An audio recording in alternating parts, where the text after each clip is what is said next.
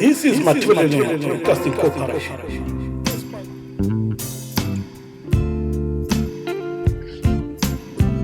Okay, viewers throughout the world. My name is Tulani Nkala. Today in the studio on our program, The Big Conversations, we have Nomagugu Khumalo. She will introduce herself. I think that will be the best way. Nomagugu, welcome to Matabeleland Broadcasting Corporation. Thank you, Mr. Nkala. Thank you very much. And thank you to the audience that is tuned in now. Thank you for providing me with this opportunity. Okay, no, thanks very much. As I said, if you can maybe briefly tell us about yourself, who is Nomagugu Khumalo? People might not know you. Well, my name is Nomagugu Khumalo. Not much really to say. I'm a nurse by profession. I grew up in Bulawayo, attended schools, both primary and secondary in Bulawayo.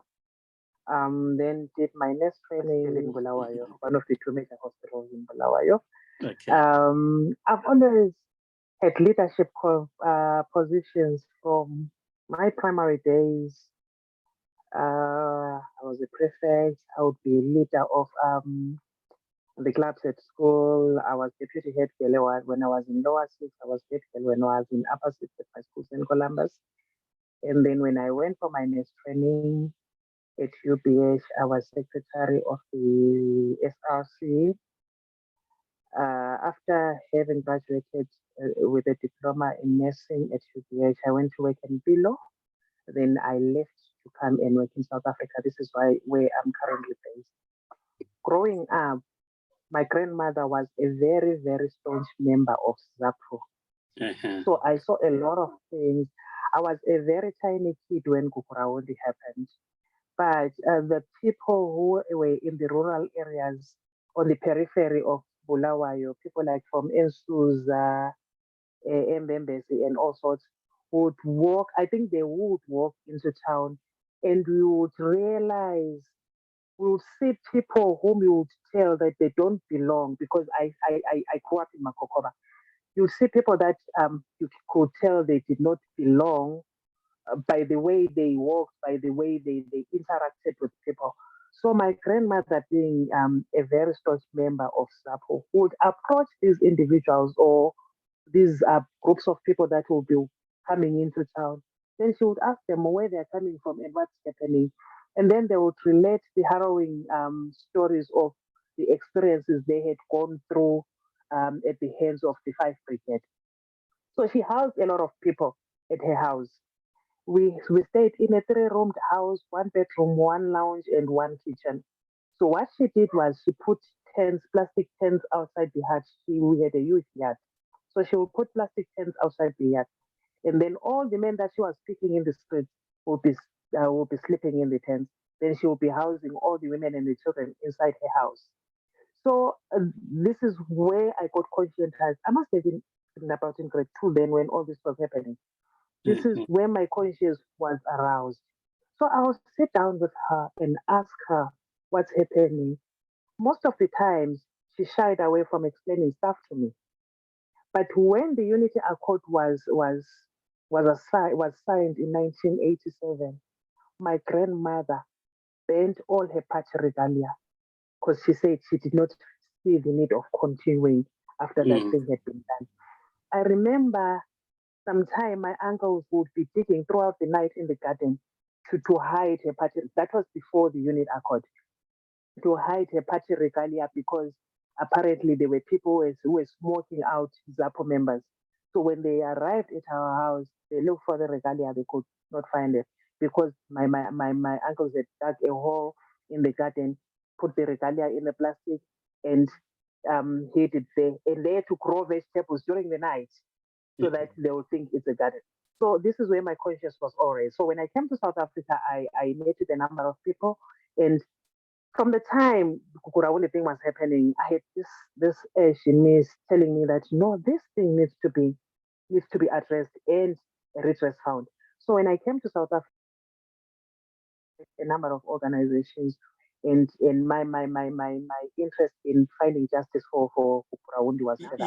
Yeah, I think you have given us a very good background.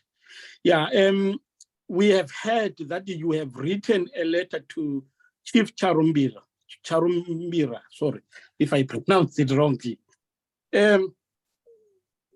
If you don't mind, if you can tell us, what was the letter about? All right. I'll have to take you back to 2017, 2018, when Mugabe was toppled and Mnangagwa came over. Anyway, let me not worry about the years. When Mnangagwa came over, took the reins of the highest office in Zimbabwe, he said something about Gukurahundi. He said people are free to bury their dearly departed. People are free to have commemorations around Gukurahundi. We were very happy that he said that, because all along, all these efforts have been stifled by the regime of Zimbabwe. You try to bury your dearly departed, there will be some red tape around that, which eventually will forbid you from doing what you want to do. So we're very happy about that. But it was just, we discovered later that it was just, lip service. What he said did not come to pass. Because even now, when people want to bury their dearly departed, we still get harangued by the same regime. If we want to do commemorations, there are questions still around that. So when Mnangagwa came into the fore, we thought maybe we would have a headway towards Gukurahundi, which did not happen. So now he has instructed the chiefs. Actually, he has said that we're going to have conversations around Gukurahundi, and the chiefs, the traditional leadership, are going to spearhead the process. So the reason I wrote to Chief Charumbira is because he is Chief Charumbira is the president of the Chiefs Council in Mnangagwa. So I wrote to him because everything that should go to the chiefs, everything that's done by the chiefs is mandated by him. The chiefs cannot have processes happening if they haven't gotten his signature. So there are questions that bother us. The Gukurahundi survivors, first generation, second generation. I think now we are on to the third or fourth generation of Gukurahundi survivors who are in the diaspora. There are questions that need to be asked because according to the template that we read, Mnangagwa is saying the Gukurahundi conversation would start and the traditional leadership are going to spearhead it. So it applies only on the Zimbabwean arena. What about the survivors who are not at home? Mind you, most people fled their places, fled Zimbabwe, fled Matabeleland, fled the Midlands at the height of Gukurahundi. They have never gone back. So there are questions that we're asking around that. What happens to the people who are not in the country? How are they going to address this? How are they going to have conversations with them because they're not in the country? And conversations need to go on with the people who are not in the country who fled because of at the height of the 5 Brigade. This is why I had to write it down. All right.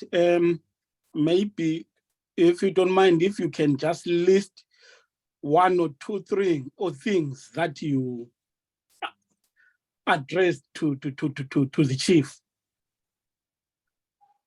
Okay. The first thing is the one that I was talking about, that the communities in the diaspora that were affected by Gukurahundi need a headway, need to know how the process is going to unfold in their now present respective communities in the diaspora. That's the first thing. The second thing is what that would raise is we find it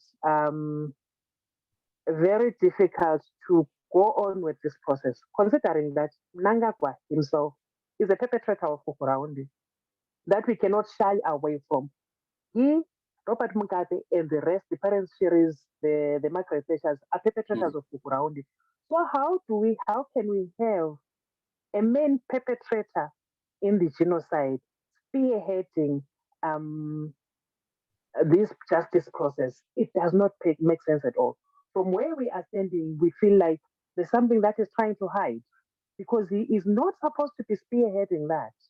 And then the third issue that we raised on the on the letter that I wrote to Chief Charumbira, though he hasn't replied to me, was that okay?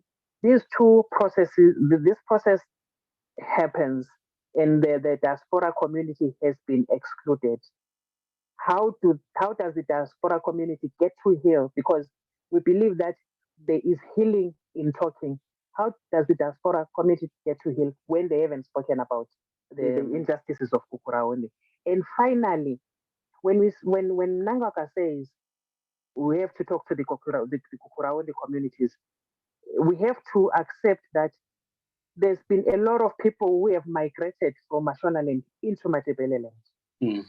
How then do we ensure that the people that the traditional leadership is talking to are not people who have been buzzed in from Mashonaland to pretend to be the survivors of Gukurahundi? If somebody has been buzzed in, they won't come into this fairly. So these are part of the things that we raised in the letter that I wrote. Okay, yeah, you have raised very pertinent issues. I'm just wondering, because Mnangagwa is the president right now, what role do you think he should play with this Gukurahundi issue? What role should he play? Mnangagwa being the president, starting there, that word president is problematic in as far as Gukurahundi goes. My definition of a president, the way I look at the president is the father of the nation. This is how I define a president. So what does the father do? The father protects his children. The father does not go out and look for people to come and rape his own children. The father does not go out and look for people to come and kill his own children. So I'll leave the president out, the word president out, because from Robert Mugabe coming up to Mnangagwa, these two are perpetrators of Gukurahundi. They did the most to the people of Matabeleland because they were supposed to protect the population of Matabeleland, but instead they were the ones who were bringing in people to kill the people from Matabeleland. Anyway, to your question, you asked what role is he supposed to play? Mnangagwa is a perpetrator. He is an accused in Gukurahundi. He should not be seen to be spearheading this process of us attaining justice for Gukurahundi. He has to stay in the dock of the accused. He should let justice processes take over, but he should not be an active participant. The only time when he's supposed to play a role is when he's called to the podium to come and atone or to come and explain how he got involved in the perpetration of Gukurahundi. So for him to be at the forefront to say we need healing, for me, just does not make sense. And now that he has initiated this process, being spearheaded by the chiefs, do you think the chiefs are the right people to do that? Yes, I believe they are. Let's remember that the chiefs, the traditional leadership, stay in their community, within their communities and with their people. So they know what their people went through. Even if it is like most of the leadership that we have, the traditional leadership that we have, may not have been there when Gukurahundi happened, or may not have seen the deep devastating impacts of Gukurahundi. Their fathers, their predecessors were the ones who were the chiefs then.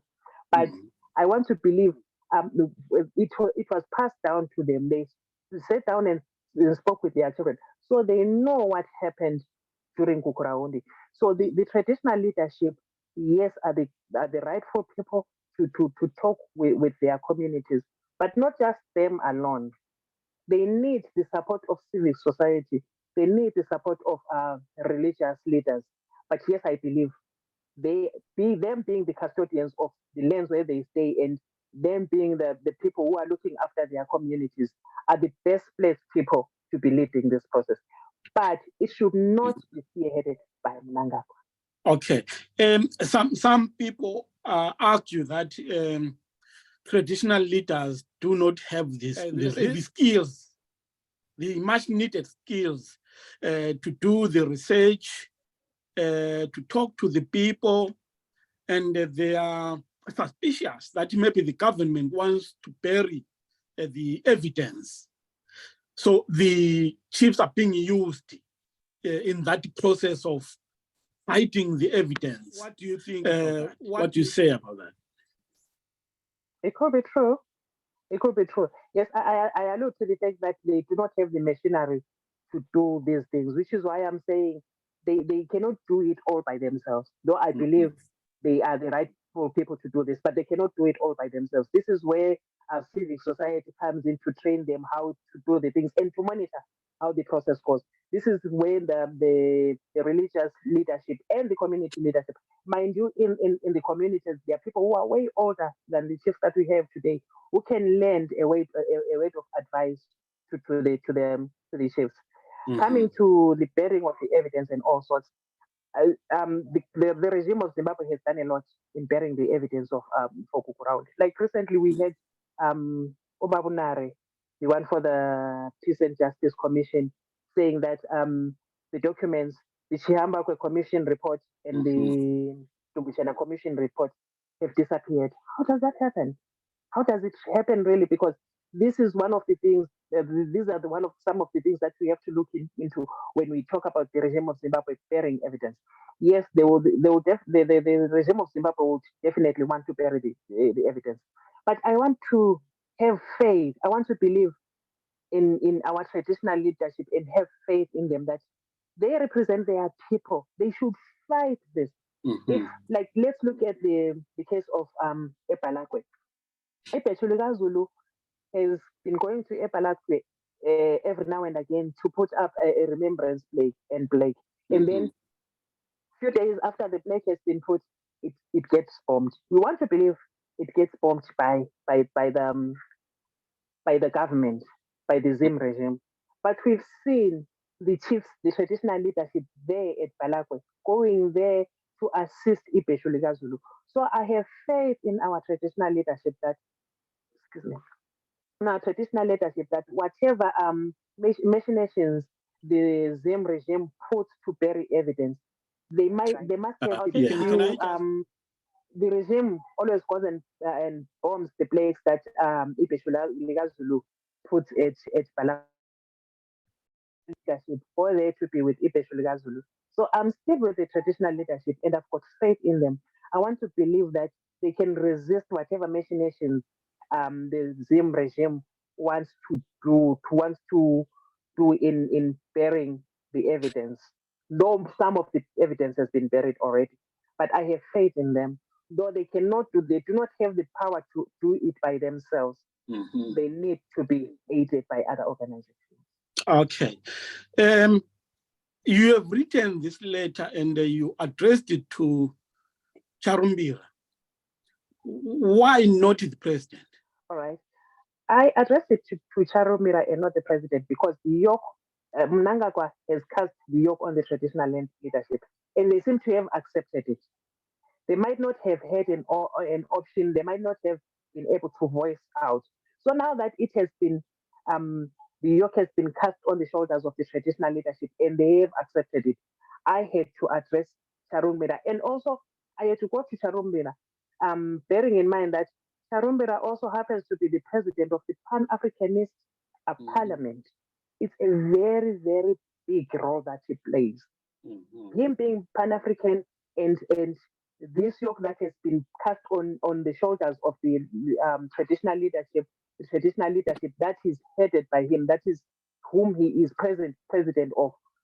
I am actually giving an instruction to Charumbira to say, go back to your president, go back to Emmerson Mnangagwa and ask him these pertinent questions. Because we've tried to get through to Mnangagwa.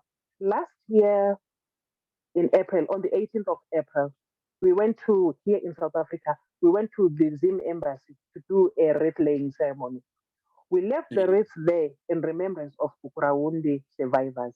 And we sent a message. We told the embassy staff to say, can you take this message through to the president, Emerson Mnangagwa, to say, we want redress on Gukurahundi. It has not happened.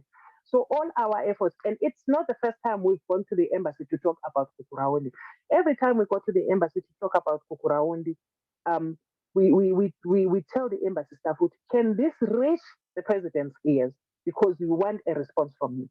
We've never gotten any response from him. So we feel like us going directly to Mnangagwa talking to him, we're just hitting against the brick wall.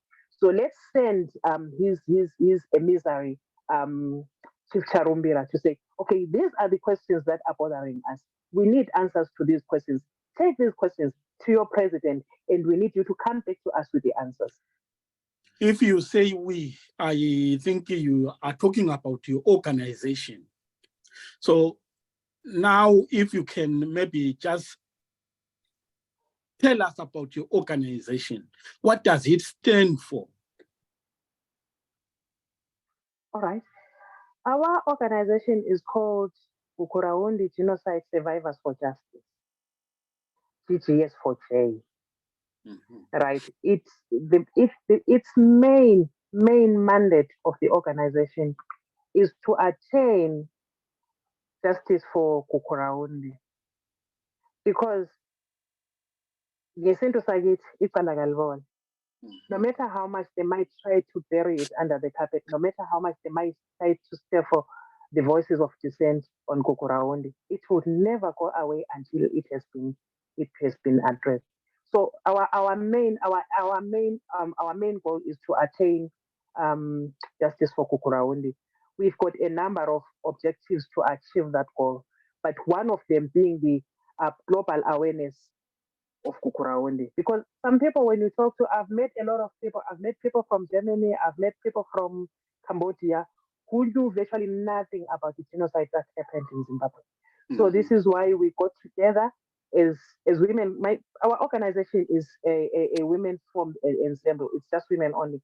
We got together as women and said, no, listen, let's sit down and try and make a global awareness of this Gukurahundi.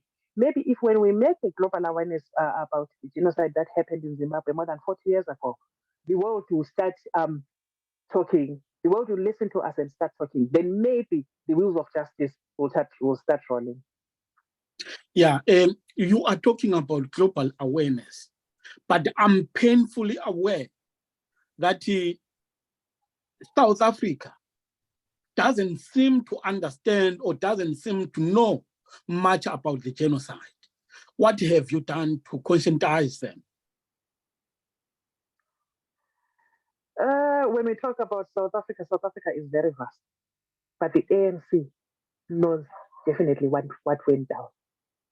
The ruling party in South Africa, the African National Congress, who go to bed with the ruling party in Zimbabwe, ZANU-PF, they know exactly what went down with Gukurahundi. Remember, the Republic of South Africa, as it stands today, is complicit in Gukurahundi because the regime apartheid, the apartheid regime of South Africa, were part of the people who were perpetrators in the Gukurahundi genocide. And unfortunately, the current government of South Africa had to inherit the sins of their predecessors. That was the apartheid regime. We've spoken, we've had meetings with members of Umkhonto weSizwe. They are very, very aware of what went down. But at the present moment, we haven't been able to have a breakthrough into having a sit down with maybe sectors of the government to say, this is what went down. We need a redress on this thing. Can you please tell your counterparts in Zimbabwe that we need these things off? We haven't been able to reach that milestone. But the ANC knows exactly what went down. Yeah, well, you are saying the ANC knows, and that is true. As we all know that some of the weapons which were in ZAPU's farms belonged to the MK. So we know that under that pretense, Mugabe sort of initiated the Gukurahundi program.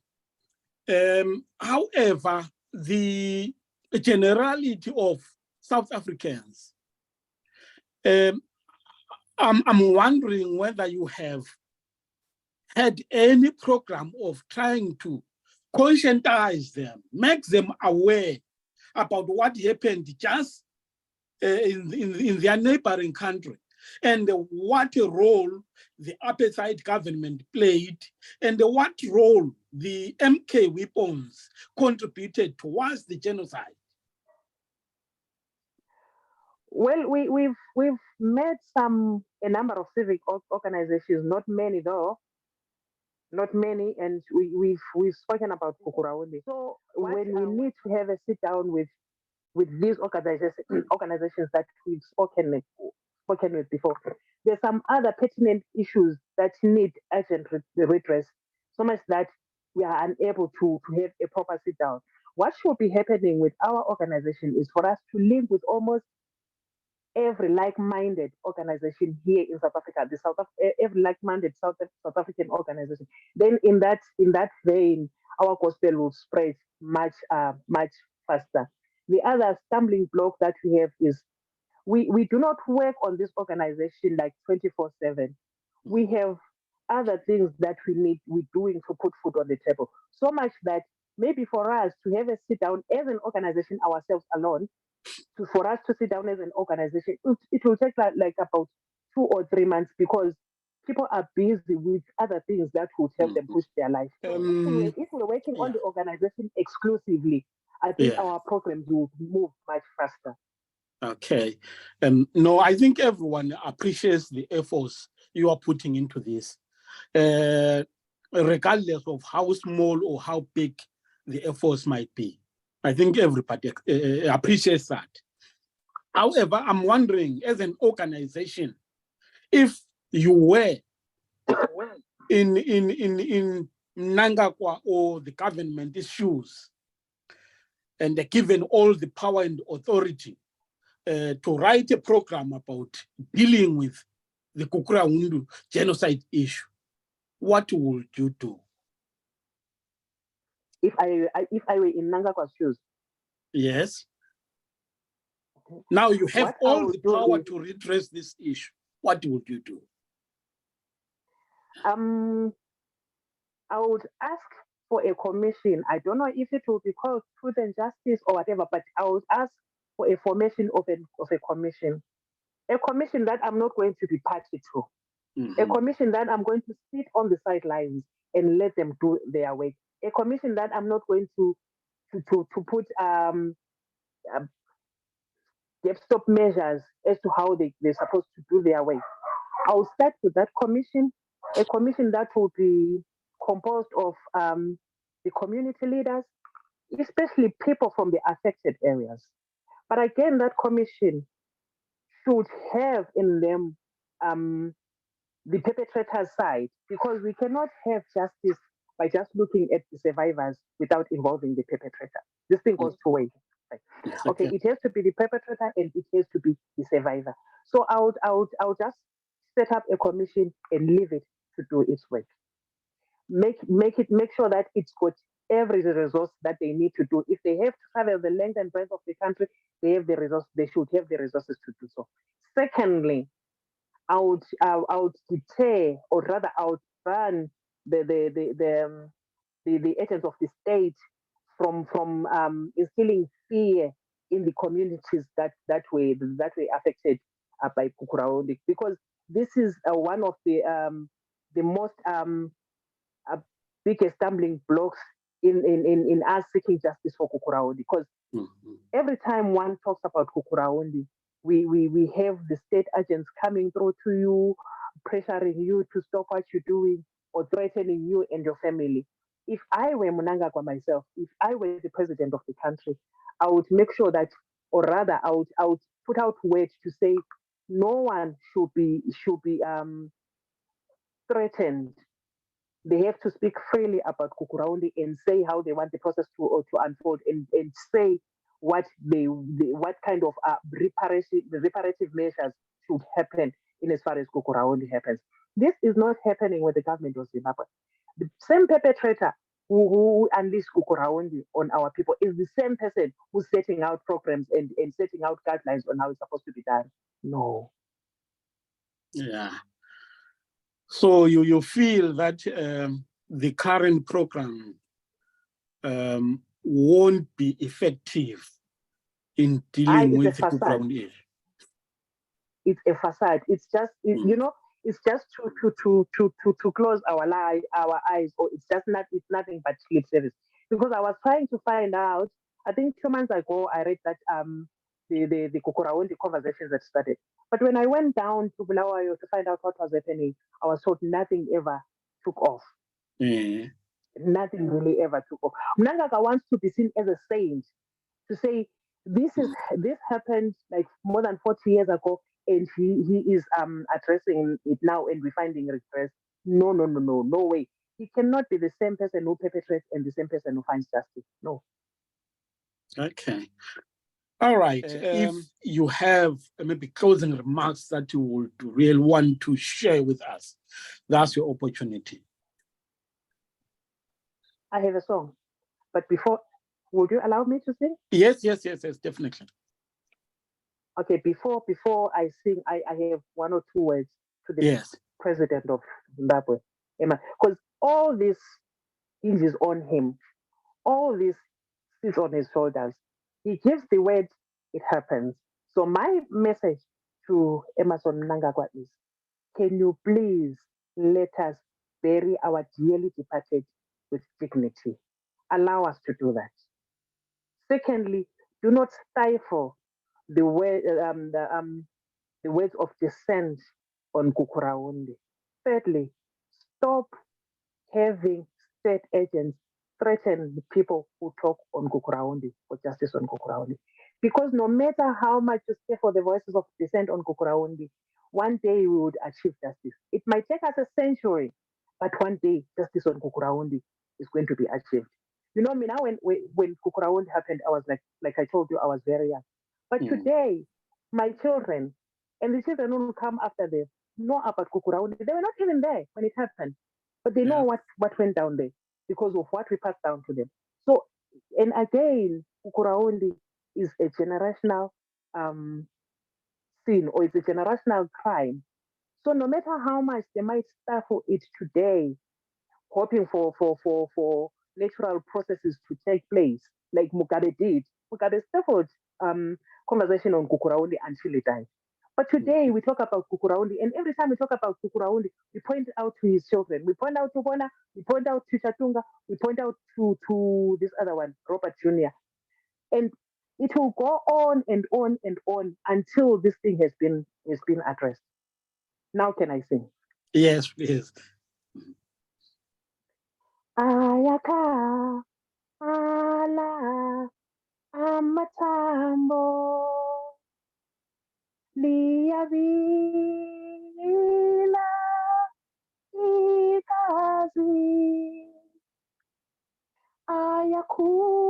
ayakhuluma amatambo kungani ningalaleli